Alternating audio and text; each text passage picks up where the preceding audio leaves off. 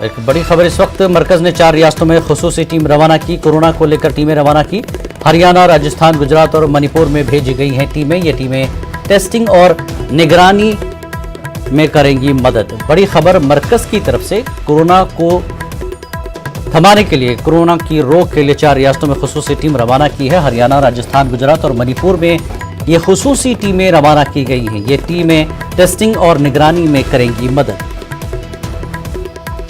साबिक में भी मरकज की टीमों ने मुख्तलिफ रियासतों और अहम शहरों का दौरा किया था कि कोरोना को लेकर सरकारें किस तरह के काम कर रही हैं, और इस बार मरकज ने 4 रियासतों में खुसूसी टीम रवाना की है। हरियाणा, राजस्थान, गुजरात और मणिपुर में खुसूसी टीमों को भेजा गया है।